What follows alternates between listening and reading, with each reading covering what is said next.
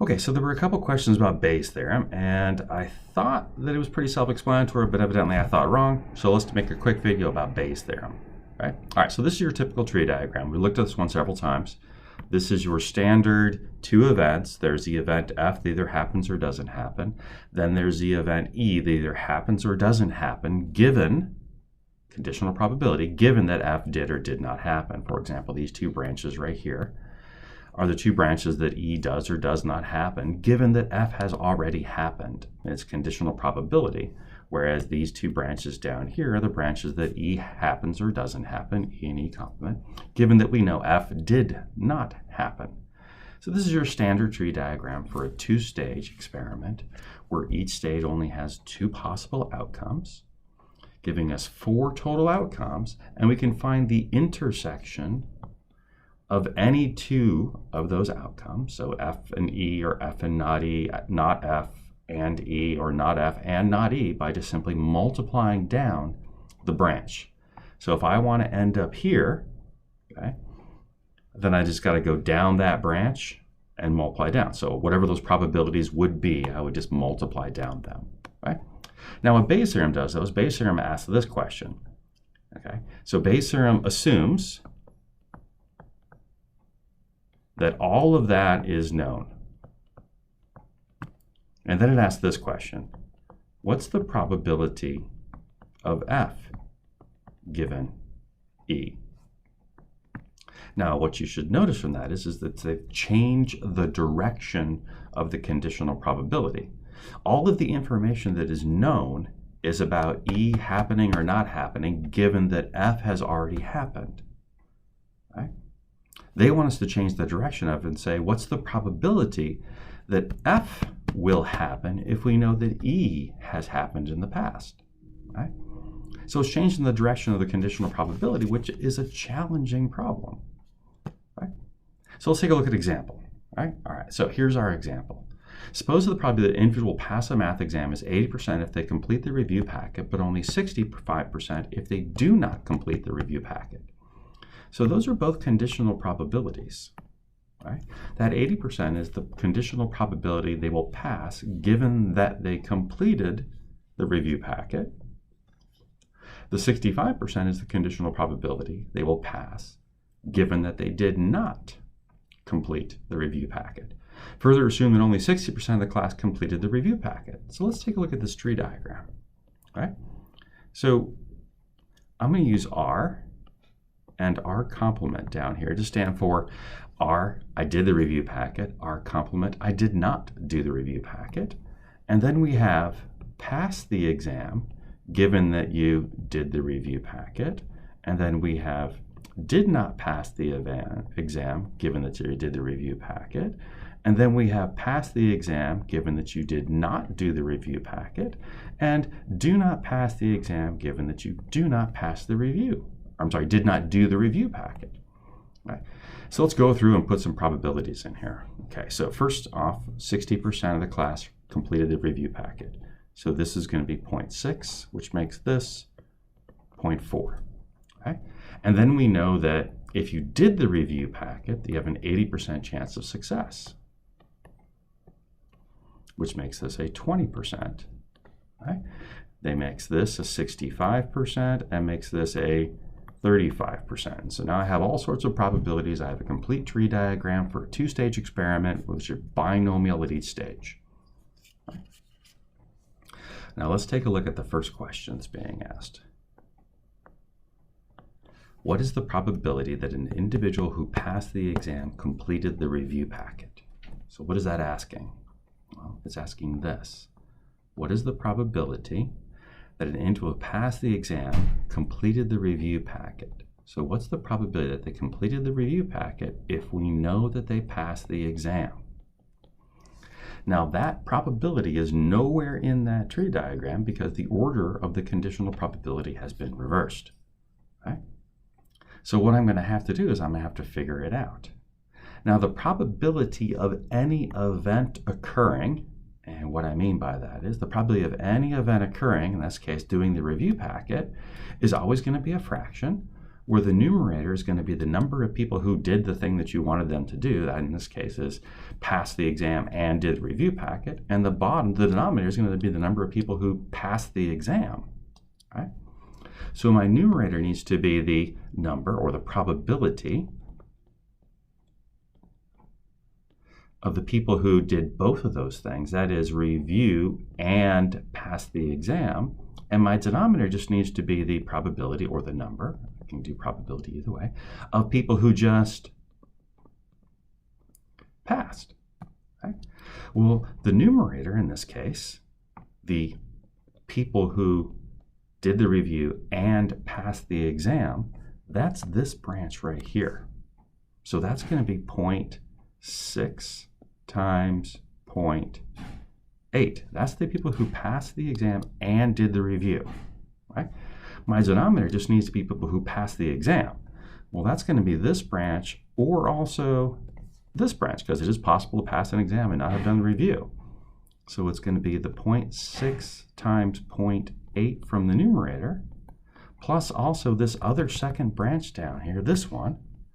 So 0.4 times 0.65. Now that's a calculator problem if I ever saw one. So I'm going to go ahead and grab it. I'm going to pause this for a moment while I get the calculator set up. All right, I got the calculator set up and now I can do that. So I'm going to make a fraction. My numerator is going to be 0.6 times 0.8. My denominator is going to be 0.6 times 0.8 plus 0.4 times 0.65. And I get 60, I'm just going to call it 65% since all the probabilities were just whole number probabilities. So what does that mean? Oh, okay. That means that the probability that someone did the review packet, given that we know that they passed the exam, is just a 65%. Okay? All right, let's take a look at a slightly more complicated problem. There are 3 pathways to get into college algebra here at Glendale Community College. One can test into the course, like you take the placement test, you get into the course. Or you could pass the prerequisite course. So you take the course that is before college algebra, pass that course, and then you move on to college algebra. Or the third way that someone could end up in college algebra is that they took college algebra before, failed it, and are taking it again. So they're retaking the course, right? So this is all that information. We have the probabilities for each of these. Right? So the tested into the course, 18% of people test into the course, and if you test into the course, you have a probability of passing the course of 52%. Okay? Now, if you're wondering about this data, I got this data from the college, so this is actual data. There's a 71% chance that you pass the prior course to get into it, and if you pass the prior course, there's a 68% chance you'll pass, and then 11% of students taking the course are retaking it for whatever reason, and they have a 70% chance of passing. So this is all our data. Okay? So our first question says, if a student passes the course, what is the probability they are retaking the course? So we want this. We want the probability of retaking the course if we know that they passed. Right? Well, none of those probabilities up there are that. Right? This is just the probability that you tested into the course. This is the probability that you will pass given that you tested into the course. This is the probability that you pass and I'm going to use, what am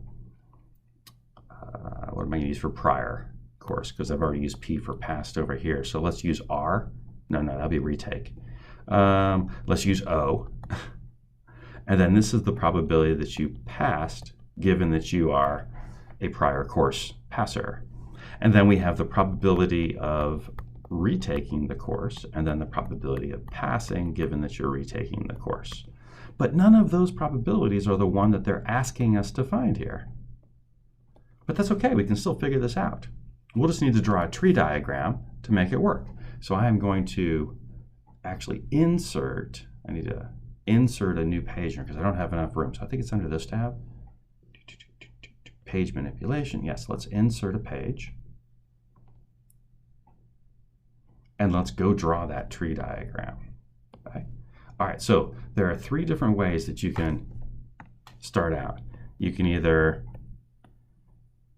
test into the course, or you can prior course it, or you can retake it. And that's going to be these three right here, 18, 71, 11. So this is 18%, 71%, and 11%. You'll see that it does add up to 100%. Then you can either pass, given that you tested, or you can not pass, given that you tested, or you can pass, given that you take the prior course, or you can not pass, given that you passed the prior course, or you can pass, given that you're retaking it, or you can not pass, given that you're retaking it. Right? All right, 52% goes here. So if this is 52%, then this is 48%. 68, this is 68%. So that makes this 32%, and this was 70%, so that made this 30%. Okay, so now what is the question that they're asking us? Well, they're asking us, what is the probability that you're retaking in the course given that you passed? Okay, that was this one. Let's see, I need to have in my numerator retake intersection passed, and in my denominator all the different ways that you could pass. Okay, so I'm going to use blue for the numerator and I'm going to use yellow for that denominator. Okay, so retake and pass is this pathway. Okay, so that numerator is going to be 0.11 times 0.7. My denominator needs to be any way that you could pass. So that's this one, or that one. So my denominator needs to be, well, that first one is going to be 0.18 times 0.52, plus that second one is going to be 0.71 times 0.68, plus that third one is going to be 0.11 times 0.7. So I'm going to grab that calculator, I'm going to make another fraction. My numerator was 0.11 times 0.7. My denominator is 0.18 times 0.52 plus 0.71 times 0.68 plus 0.11 times 0.7. And I get that that is we're going to call that 12%. So the probability that a person who we know passed the course was a retaker is 12%. Okay? This is Bayes' theorem. Now, if you want a formula, because sometimes people do, this is the Bayes' theorem formula. This is the Bayes' theorem formula for a two-stage binomial, so that both stages only have two outcomes. Right. So this would be that first tree diagram that we looked at. Right. All right, I hope that helps. If you have any more questions, please reach out.